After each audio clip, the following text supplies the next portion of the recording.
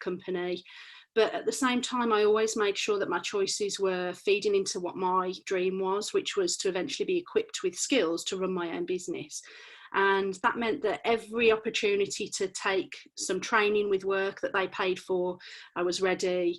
You know, every role that I had, I tried to make sure that I maximised the experience. So factory facing roles, retail facing roles, after sales roles.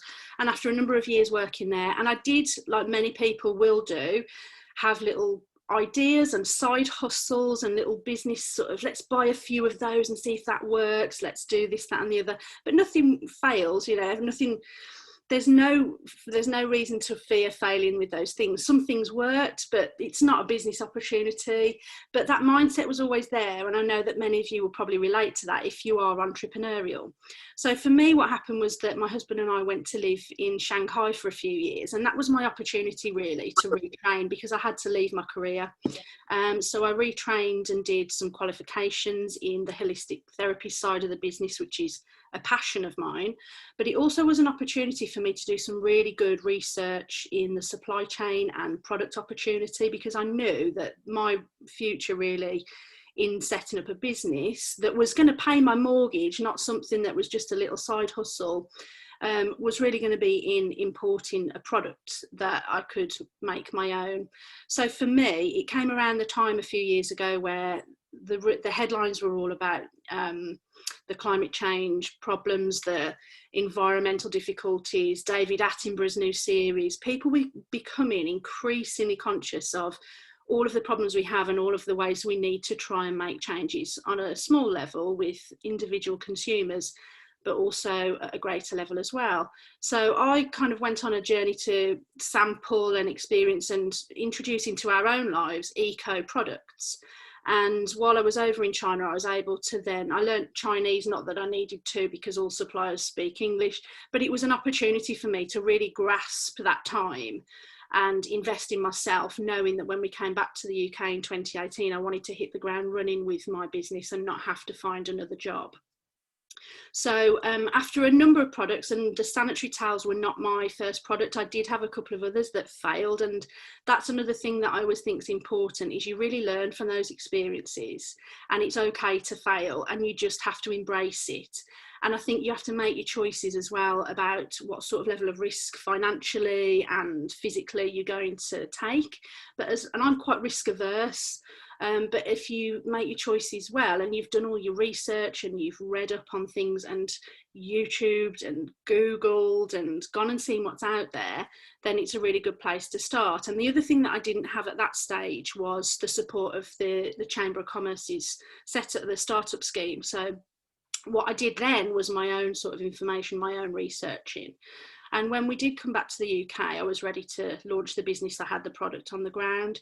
So I found a supplier, I developed the product, I private labelled it. I've developed a brand and protected my trademarks and my designs, and everything's buttoned down on the intellectual property.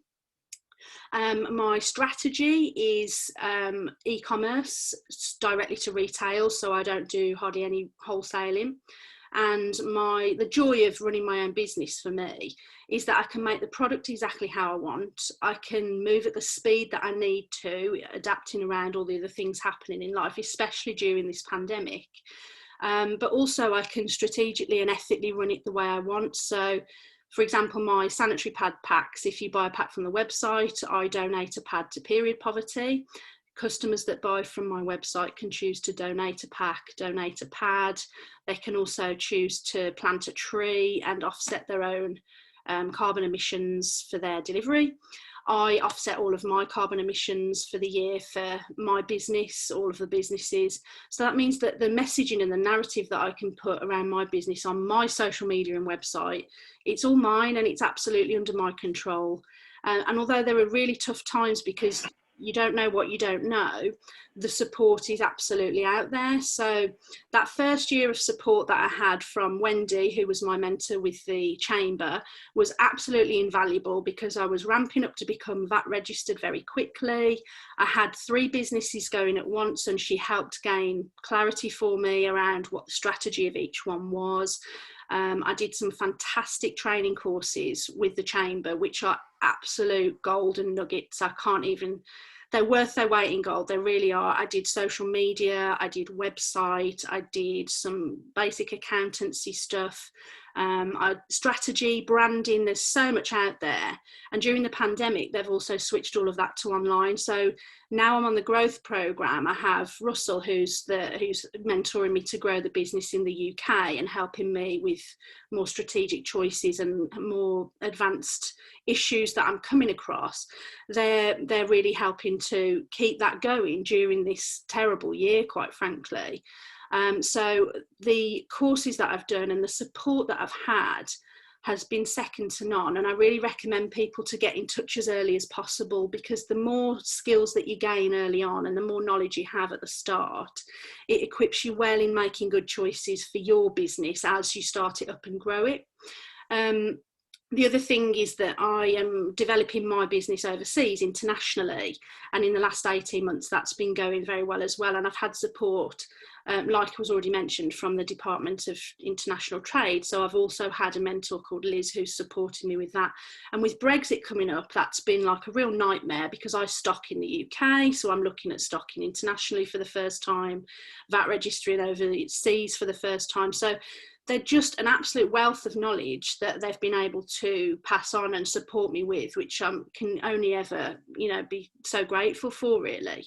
The other thing is that the situation this year means that I've had to learn some new skills. So yes, there's always YouTube, but there's also, there's also being able to email somebody who's got a vast amount of experience. And I always send Russell a message saying, look, I've got to go online, and is there any sort of framework that you can help me with, or does anybody know about X, does anyone know about Y? And quite often Wendy, Russell, Liz, I say, do you know what, we've got a website expert who I can pass on their information to, why don't you drop her a message? I was in a legal situation last year and I was able to get some really good one of the team gave me some really good contacts to try, because I needed to get a lawyer. So it was a really, really invaluable source of support and information. Now for me, Russell also, because I run the meditation side of the business, Russell also put me forward for an award this year, and I actually won a Meditation Class of the Year award, which was completely out of the blue in the year of a pandemic when we've been doing everything on Zoom. And it's things like that that really can boost the business, and I would never have thought to have put myself forward for that, but Russell did. So it's things like having that surrounding people as an extended part of my team, because my team is me, and all three businesses, I don't have any other employees or any other bosses, mentors, support. It's all me. So to have that is fantastic. That finishes what I was going to say. So thank you very much for listening to me talk about my businesses. Gemma, thank you very much for that. Such an insightful, very insightful talk, and so interesting to hear that you travelled to Shanghai to gain some language skills, and it's all that sort of self-learning that really helps push your business out there. And I'm so glad the Chamber has been a very useful tool for you and for your business. This morning we're going to move on to Alejandro, who's going to pop up onto your screen now. We're going to take questions for Gemma at the end. I'm sure Gemma will be in the chat box answering anything overly urgent. And I also know that her Instagram is in there, as some people were asking to see that. But this morning we're joined by Alejandro. Me and Alejandro are going to have an interview session. So I'm going to ask you to start, Alejandro, by giving us an introduction to yourself and why you went into business. Yeah, sure. No, thanks, Sean, for that. So a bit of an introduction to myself. I guess I have many hats, so I'm more than happy to go through them all. So I'm a final year aerospace systems engineering student at the university, also sitting on the board for the Chamber of Talent. Likewise, sitting as being a mentor on the tech incubator program that the university has run, after having successfully passed the incubator program in 2018. And very fortunately, I sit as the representative of academia and higher education for the UK trade body for drones, RPAS, which is also known as the Association of Remote Piloted Aviation Systems. What really got me into business, quite frankly, was I think the awareness of the industry. I think that started when I was at a very young age, watching the news. I saw Archbishop Setamu when he was protesting what was happening in Mugabe. And ever since then, I've been watching the news daily. And it's been a matter of awareness, really accelerating what career was of most interest to me, which of course became engineering. But of these several years, if not a decade, it's been really about gaining an awareness that business is really the industry to go to and to work in. It's fantastic to hear that your passion has then moved into a business. So that passion around engineering is now something you do on a day job. So what's your latest venture? What's your company now? Yeah, so the latest company that we're running right now is IUSRO. That is the International Universities Drone Racing Organization. It is the world's first company that organizes and regulates university drone racing. It's a very exciting venture, always very exciting to many individuals who ask the question. We have about 18 teams now from 3 different continents. It's been a huge growth operation during the pandemic as we go into our esports series. And it's been a 3-year operation we've run for quite a long time. It's, for sports league, it's very cash intensive. So to be able to reach this distance, especially internationally, it's been quite a feat. So we're very proud of that. And now that we're going into our esports series, we're now expanding quicker than we have ever done before. Looking again, the massive international expansion has been during the pandemic. So very excited. It's now broadcastable. So we are in serious discussions with both sponsors and partners. So yeah, it's exciting times in IUSRO for sure. Well, it's fantastic to hear that you're an international business and you're trading all over the world. But as you highlighted there, COVID has affected that. So how has COVID affected your business? Yeah, so it's affected us massively. There's no question about that. So, we are an events company, and we were mainly a physical events company pre-COVID. So running, these national, international events planned in indoor venues, mainly looking at stadiums and ice hockey arenas, or the Sky Dome, as Coventry very much has.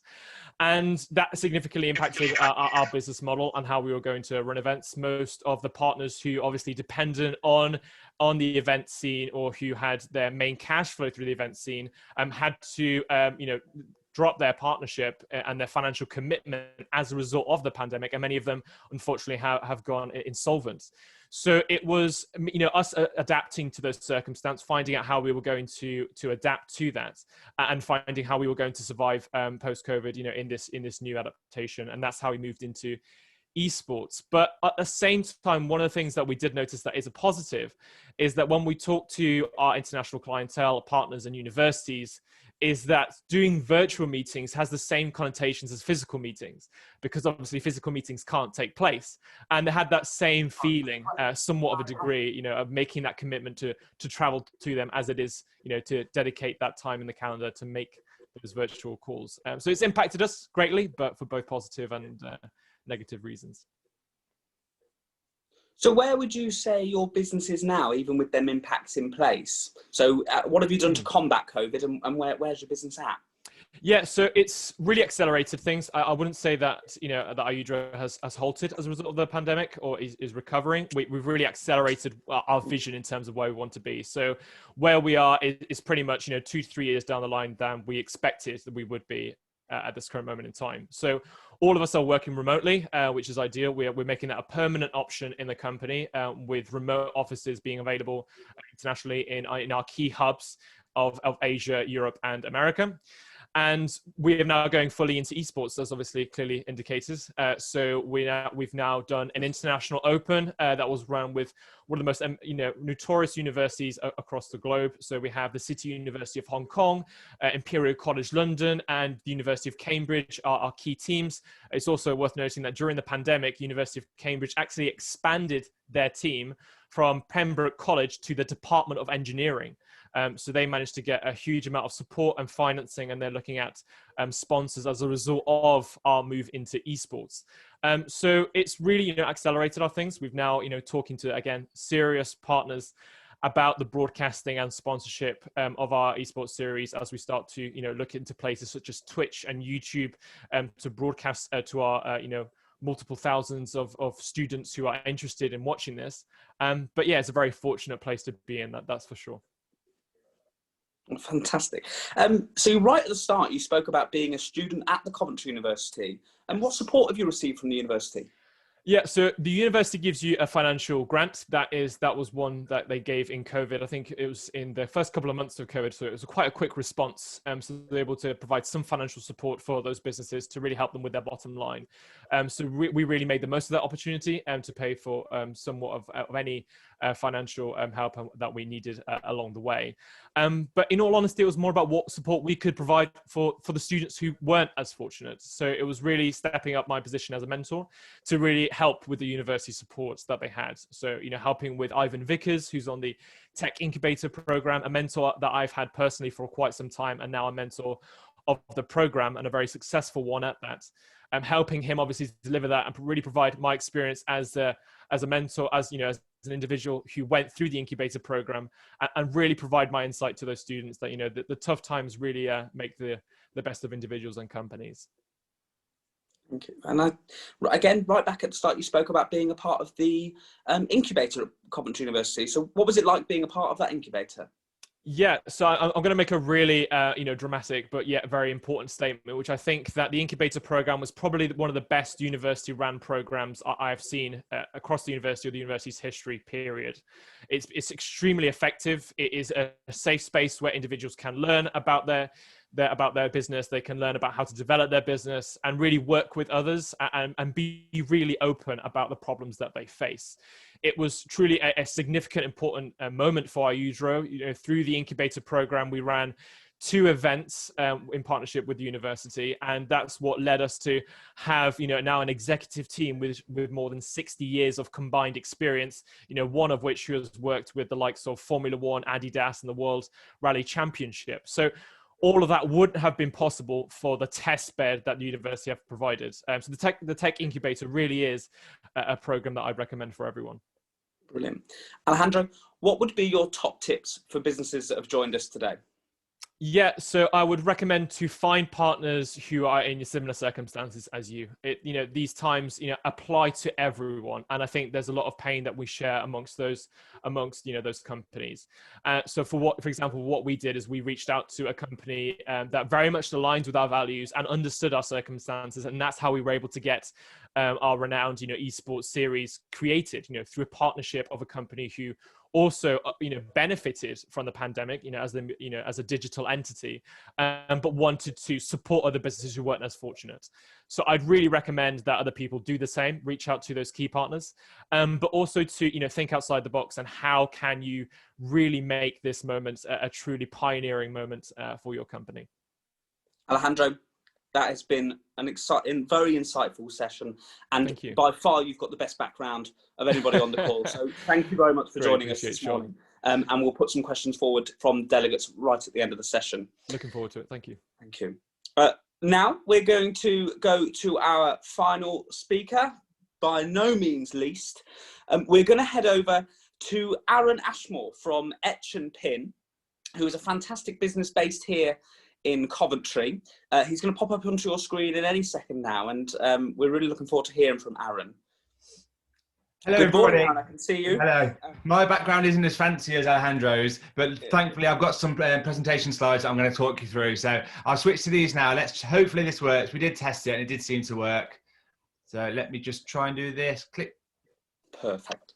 Click play, and we should be there. Can you see my screen? You can see your screen. There we go. So about me. So I'm Aaron Ashmore, and as we say, I'm based in Coventry, and I've got 3 businesses myself. So Zap Marketing, Watches for Weddings, and Etch and Pin. But what I'm going to do, I'm going to just talk you through kind of where I came from, which I feel has benefited kind of where I am now. So you're going to see a photo now of me when I was at university. As you can see, I've not changed at all. My hair slipped slightly down, but that was me at university, who felt that when I finished, I could wave my degree in the air and everyone would come flocking to me because I was this extra special person that now had a degree. And it just didn't happen. I didn't know how to fill in an application form. I ended up working at a sandwich shop that I was stuck at for 2 years, feeling demotivated, and felt that I was going to be and my degree was going to waste. So what I was fortunate to do, I did some voluntary work at Coventry City Council, which led to me getting a job at the first rung of the ladder at the NHS as a communications assistant. And over the next 10 years, I worked my way up the ladder until I was communication lead for the NHS in Coventry. And that was exactly what I wanted. I was always about striving to move forward. And I finally got myself to the position that I was at, which was the kind of the head of the comms at that time. Two things kind of happened to me. So you'll see on the left hand side there's myself and Simon Dudman. So Simon was my boss. He was the person that took me on at the NHS. He was the head of comms before me, and Simon passed away. So Simon was in his mid-30s. He died of pancreatic cancer quite suddenly, and it hit me quite hard. Simon was my mentor, and it was a big wake-up call to me that actually life wasn't a guarantee to kind of last forever, and it was more important to kind of be happy in what you do. And on the right, you'll see my two boys, so Oscar and Caleb. And again, that showed me that what I wanted to do was have a healthy work-life balance. And at the time, I didn't feel I had it. And I was at that senior position, and I was having to make sacrifices at home to satisfy my day job. And it made me feel really uncomfortable, and I didn't feel it was kind of how I wanted it to be. What I decided that I wanted was, it was time that I was after rather than just money. And that was a big thing at the time. I was buying fancy suits and watches and things that I didn't need, but it was at that time, it was the money that I felt was the most important thing. Alongside this, I started Watches for Weddings, as I alluded to earlier. These are pocket watch gifts that you give to your groomsmen of your wedding. I started this about 5 years ago, and it exploded. We sold across all of the world. I couldn't believe how big the e-commerce was. And what it meant was, when I wasn't feeling particularly happy at the NHS, I had this nagging feeling behind of, you've started this business that's bringing in money that we can live off. Actually, there is a different world out there. I was in my public sector bubble for so long that I didn't realize there was this world of business out there that I could tap into, despite the fact that my education was marketing, that it could lend itself to kind of business. So I left the NHS in 2017. It was a big leap. At the time, people said it was a gamble, but it was a risk, but it wasn't. I'd worked out we had enough savings to see us through. Watches for Weddings was doing great, and it opened me up to do some exciting things. And Etch and Pin is one of the things that I've launched since. So here's some quotes to make myself feel important. So the man almost single-handedly driving Coventry's merch, an ultimate embodiment of Coventry's rich culture and history. So why Coventry? So I'm sure you guys know more than anybody else that Coventry at the moment is a city to shout about. For probably the first time in my lifetime, there seems to be a real spotlight on the city where people want to shout that they're from Coventry rather than in the shadows of our kind of neighbours of Birmingham. And we're no longer the underdog city. We're a city that's pushing the boundaries of culture and of business and of education. So this started with a pin badge, and it started with it's a batch pin badge. I had an idea, and I thought, I'm going to give this a go. People want to show their pride from being from Coventry. So what this led to was a series of pin badges that I released one a month over the course of a year, all celebrating something different about the culture of the city. And they went incredible. I was never expecting them to be as busy as they were. And we were having hundreds of people subscribe per month to receive the next badge, even before they saw what it was. But it just showed that actually the experience that I had at the NHS and of starting Watches for Weddings could be applied to niche audiences to speak directly to them. And as I say, it's been brilliant. I didn't want to become the pin badge guy. So what I did, I launched the Coventry sticker album. So like the old Panini retro stickers I had growing up for the football, I released one about the city. So there's 100 stickers of different things of the city. And over the course of the year, people received a pack of stickers that they physically stuck into their book. So everything I'm about is about people doing things at home, which has worked really well during a global pandemic and no one could go out of the house, which was again Cov Trumps. So a card playing game for the city, featuring different places. You'll be pleased to hear that Coventry University is in there too. And the idea was I want people to be set. The city of culture is going to be huge for the city. Lots of events taking place, but I wanted people to engage with the city from the comfort of their home, with their grandchildren or with their brothers or with their children, whatever they have to do to celebrate the city at home. the last couple of years has been amazing. We've been involved in so many different things. There's a short, some photos of it there. You'll see top middle is the Coventry batch off. So I was invited to be a judge on the Coventry batch off of the best port batch in Coventry. Now, on paper, that sounds quite small, but this was a huge shift from what I was doing in the corporate world at the NHS. And I met so many cool people over the past couple of years that I would never have met before. Response and recognition, again, to make myself feel important. Various awards that we've been nominated for. And on the right, I won Role Model of the Year at the Midlands Business Awards. Now, this just is a world away from how I felt the years would go when I first left the NHS. But I feel that I've tapped in something of pride and of community. And I'll talk you through some of the community things shortly. So just some of my tips of success. As Gemma said at the beginning, I have looked to support charity. So every product that I launch, I donate money to a different charity. What this has done is it's brought me closer to these charities because I like to go out and see what the charities are doing. And it's been a way for me to give back to the community, as well as I feel raising awareness of some of the smaller charities in the city that people might not necessarily be as aware of. Diversify. So obviously at the moment, there are no weddings taking place. And if I had have only had the weddings business when I left the NHS, at the moment, I could have been in a vulnerable position because I think there's 10% of the weddings taking place. There's not as many groomsmen, ushers that there would be typically. But by being able to diversify and having my marketing business and having H&P has meant that I've been able to offset the deficit by the watches being quiet over the past 9 months or so. And I think that there is something around not having all of your eggs in one basket, because if something does go wrong, you have got the others to fall back on. So self-fulfillment. So during lockdown, I decided I wanted to have a memento of the lockdown period. And that was my children's book. So during lockdown, I wrote Lady Godiva's Birthday Suit, a children's book celebrating and telling the story of Lady Godiva. Again, something I never would have imagined that I would have done, but I was fortunate enough to secure sponsorship to be able to get the books into every year 1 and year 2 class in the city, which for me is I'm really trying to be an ambassador of the city. And again, I'm fortunate that the next 3 books that I'm writing about Coventry, we've been able to have the same deal to be able to put them into the classes. So early this week, it's quite funny because on Monday I held a Zoom call with a bunch of 6-year-olds reading them through the book. And I'm sat here in exactly the same position now, talking to entrepreneurs and to the business world. I feel so varied compared to how I felt when I was at the NHS, where although every day was different, it was essentially the same. Company of one, when the businesses have all grown and grown quite quickly, and it took me a short while to understand that actually it isn't all about growth. It's about if the businesses have all grown at the pace that they grew at initially, I would have had to have bought premises and hired more people and taken on more contracts, which would have brought the pressure that I was trying to avoid when I was at the NHS. So I've come to terms now that all 3 businesses are doing brilliantly.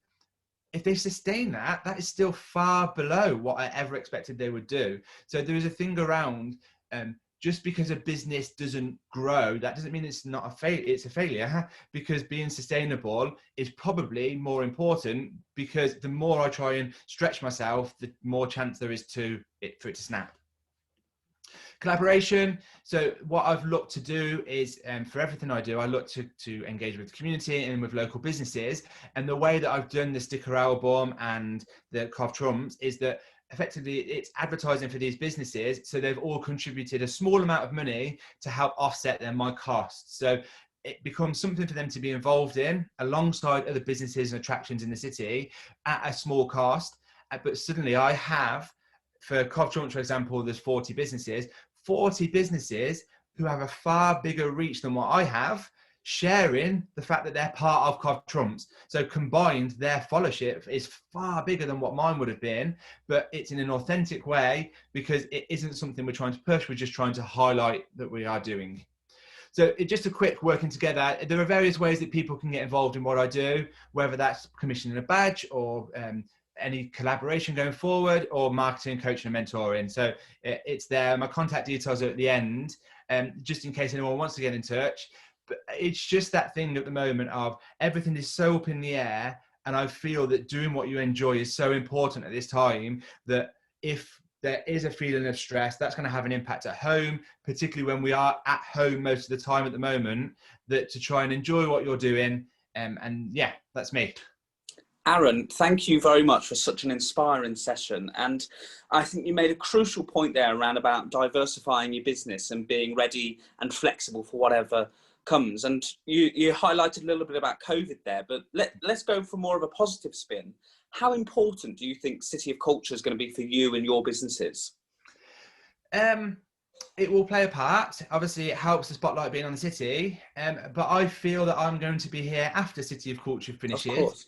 So I'm looking to not be dependent. So the first book, so Lady Godiva's book, the sponsorship to put it in schools did come from City of Culture, and they have been so supportive of what I've been trying to do. But I've always been clear that I didn't want to put, again, all my eggs in that basket. I wanted to make sure that I was sustainable myself, and wasn't dependent on there, because they have such a wide-reaching group of what they're trying to support. I think it is going to be a huge year for the city, and obviously the first half of the programme has now been released, and it is so exciting. But I hope to be here in 5 years' time, where the year itself will obviously end in 2022. Aaron, with the fantastic products you've got on to offer, you'll be here for 20 years' time. Thank you. Yes. Thank you very much for joining us this morning. Well, everybody that's in the call, now is your moment. It's the time to ask our speakers any of the questions you may be burning to ask. What their top tips are, what their marketing strategy was. Now is your time to really get involved and ask those questions. So if you do have a question, please do just drop it into the chat box. And we'll make sure we come to you to give you that opportunity to speak directly to them. But in the meantime, I think I'll ask the first one just while people are getting warmed up. So if we go right back to Gemma at the beginning and talk about that point that you raised, Aaron, about sustainability. Gemma, how important do you think it is for businesses to be sustainable and at the same time being diverse? I think it's really important because there's a couple of reasons. I think for internally with your own, knowing what you do, I think we all now are going into a future where we all need to know that customers are going to ask questions that we need to know the answers of. What's the carbon footprint? What are you doing that's sustainable, ethical, green, contributing towards a better future for the environment, for people in general? But I think also, I run an eco business, so I'm very focused on everything that I can do that helps with environmental impact, and I do a lot of sort of petitioning and active stuff as well. So I think from that perspective, I think internally you need to recognise you're just going to have to get into that headspace with it, that it's part of whatever business you run. You need to have some sort of policy or thought process around it, but also I think you accept that we need to be we all need to be doing what we can to try and make the future better. It's not all just about us making loads of money. It is about making sure that we are contributing, and it is kind of expected almost these days. Kate, thank you. Gemma, thank you very much. And I've said Kate because that's who we're going to go to next, who has a question for you. So Kate, if you could unmute yourself. Yes. There you are. Thank you.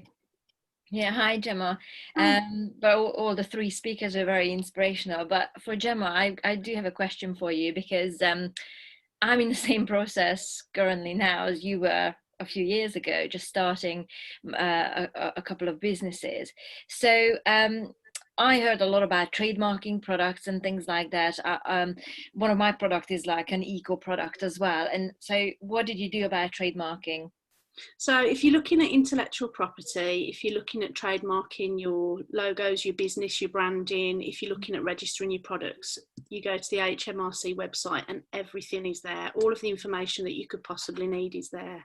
Okay. All you need to do is read up on it, understand what it all says, and then make your choices about what categories you're going to trademark in, etc. And just know that the trademarks are applicable for the UK, but you can apply for trademarks internationally as well. That's the sort of thing that, again, the mentors in the chamber have loads more information on than I do as well. But HMRC website's a very useful resource for any startup business. Yes. Do you think it's important though, or not so I much? think it's really important. I think it's one of the first things, if you've decided on a business with a brand, I think it's one of the first things you need to do is really button down what you can protect. And I think even some massive businesses forget to do that. So it's not cheap doing trademarks and things like that. But I think in long term, it's a very, very sensible investment. And I've had legal issues with people challenging things, and it's supported me. It's been my go-to, that you can't really argue with the fact that I have trademarks. Oh, thank you. And just one more question, if I may, in regards to obviously starting a business, it's a lot of financial investment. So you kind of like have to do it gradually at the beginning, adding more and more. But so like, was there any help out there for you from the chambers, or, you know, how to do this from the financial point of view? I personally didn't get any help because I started while I was still in China. So I started with a small pot of savings, and like you said, I bought my first stock, and then from what I sold, I then increased the stock each time. But I know that there is financial support and all sorts of support available that the Chamber can really help with. So I know that there's a lot out there that I just at that time wasn't able to access. And there's also stuff out there financially supporting people during this pandemic. So there's a lot of businesses that, you know, a couple of the guys mentioned, I think Aaron mentioned, there's solvency is a massive problem for a lot of business at the moment. So thank you. The support's out there. Yeah, thanks very much. Just a note to you, there is some support from the Chamber in the chat facility today. We've got some of our startup support team here, so I'm sure they'll contact you after this to go through some of them routes. Richard Gray, can we come to you next, please? I think you had a question around importing from China.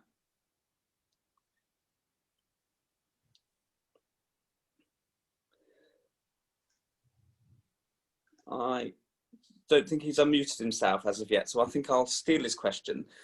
Is that him? Hello, sorry about that. Thank you, Richard. Yes, yes. When you were in China, I guess this is where you made your contacts for how to source products. I was just interested to know what the process was. Was it a product that you designed yourself, and then you got somebody to manufacture it? Did you have to use an agency to perhaps to help the process of how you bring goods in from China? Because I would imagine it you know, there must be complexities in terms of you know, paying duty and you know, just having authorizations for it to be sold in the UK. I just wondered if you could maybe describe that process a bit more to us. So the first thing to say, it was actually completely irrelevant that I lived in China. All it gave me was cheaper sample delivery fees at that point. Oh, right, okay.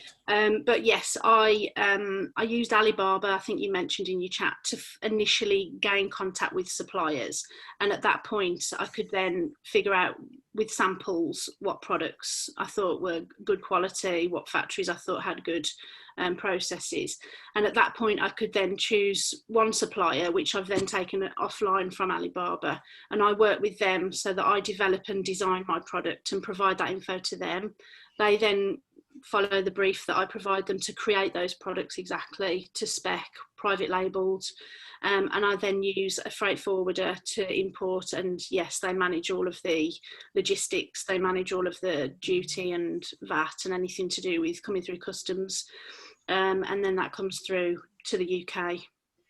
Okay, because initially if you're dealing with Alibaba, I guess that they sort of broker that, do they, to make it easy for you?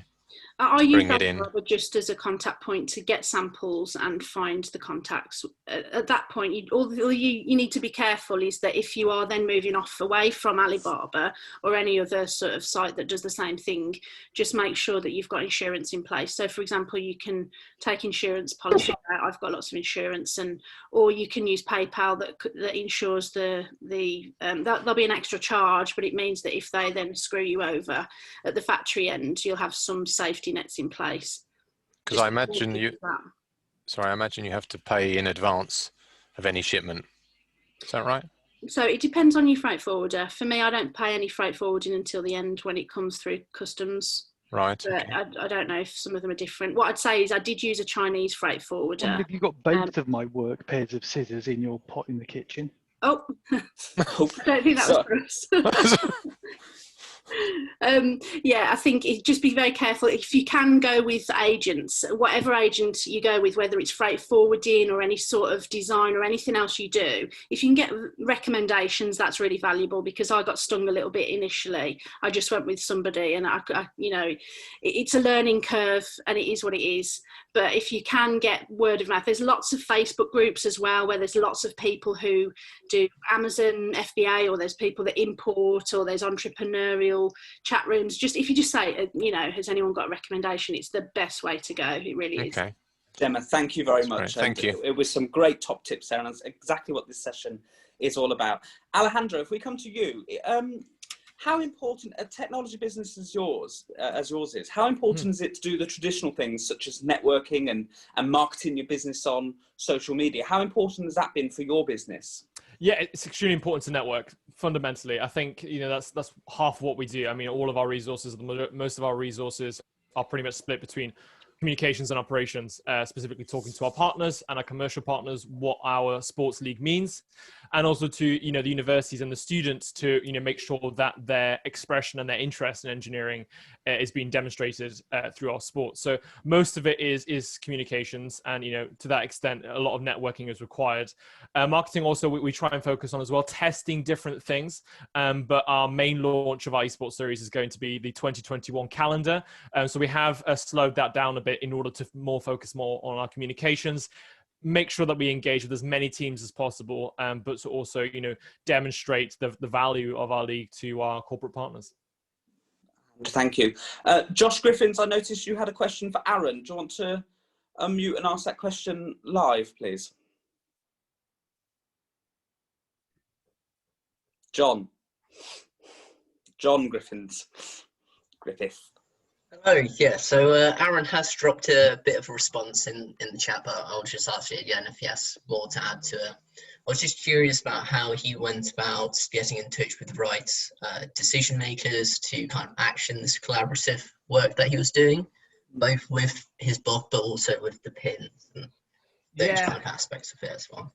Yeah, I think that the pins initially were just myself. So I didn't need any support from anybody else, but what the pins did was it put me on the map in the city. So because of how things were shared far and wide when I did launch them, people at the 2021 or at the council or at the Herbert or the Transport Museum were aware of what I was doing. So I almost had like a mini foot in the door. So when I was going in and say, right, I've got something for you to be involved in, it'd be great. This is and it's about selling the benefits to them. So I could say, you'll be part of this work. You'll be, I'll send you a graphic that you can use for your social media. It's all about kind of selling them on the benefits. But I definitely feel that the badges were a way in for me. But as I say in the chat, that I've found that Coventry businesses to be really welcoming. So just drop them a message on Twitter, or an at on Twitter or an email, and I often find that they will respond quite quickly. And even now, it's even easier for people to have a quick 10-minute chat with you on a Zoom call, so you can passionately sell them what you're trying to do, as opposed to before physically meeting in the office and they have to book out half an hour. Now they can just drop on a call for 10 minutes to get the elevator pitch. But in general, asking is the best start, really. Aaron, thank you. I think I'm going to ask you the same question I asked Alejandro. How important has networking been for your business? Essential. I never considered myself to be a networker. When I was at the NHS and they'd had the network days, I used to feel uncomfortable. I didn't feel like I belonged in the room. I'm not the best at starting conversations with people I've not met before.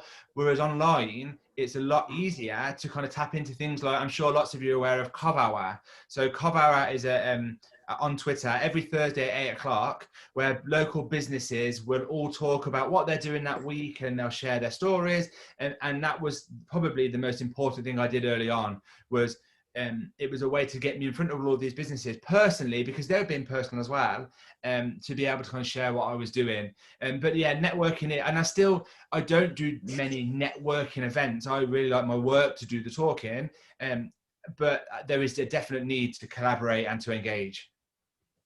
Aaron, thank you very much. And there's a number of hours out there to engage with other businesses on Twitter. There's Leamington Hour, there's Warwick Hour, there's CW Chamber Hour. There's many. So I think it's a great plug to be doing to be saying that. I think if we end with me asking the speakers all to answer the same question, I think we'll bring this session to a close. So Gemma, we'll start with you as you were our first speaker. What are your plans for 2021, and what would you like to achieve within your business in that year? So this has been such a difficult year. What's your plans for 2021?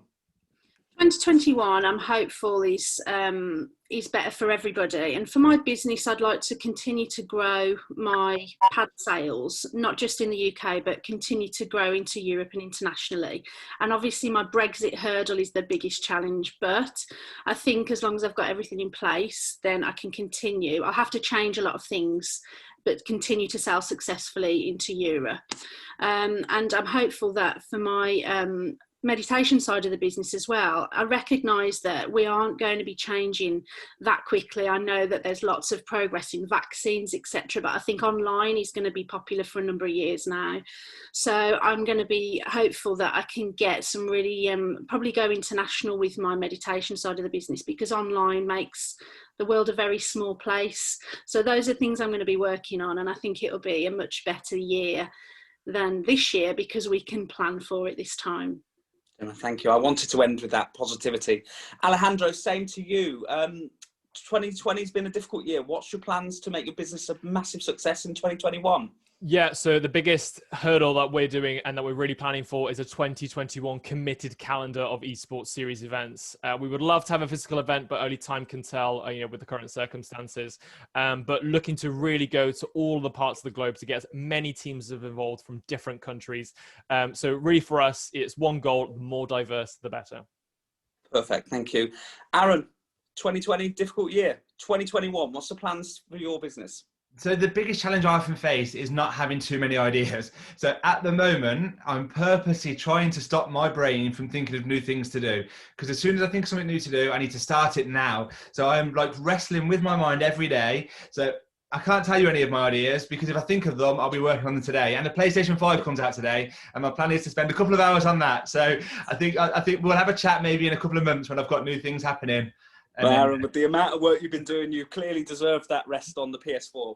Well, everyone, I think it's time to bring the PS5. See, I'm stuck in the old days. It's fantastic you managed to join us this morning to hear from our speakers and hear those top tips that they have. We're very lucky to live in this region. It's a very entrepreneurial city and area in Coventry and Warwickshire. We've got some fantastic support from both your Coventry and Warwickshire Chamber and the university as well. And so this is a great region to do business, and we're always here, both as the university and the Chamber, to support you. So just reach out. Our speakers have said it. If you want to contact them, do, because this is the sort of area that we are, where we can help each other to grow and become better businesses. Everyone, I would like to thank you very much for your time today. Speakers, thank you very much for being fantastic and giving some fantastic tips to all of our delegates today. But there, I shall end it, and thank you very much and have a fantastic day.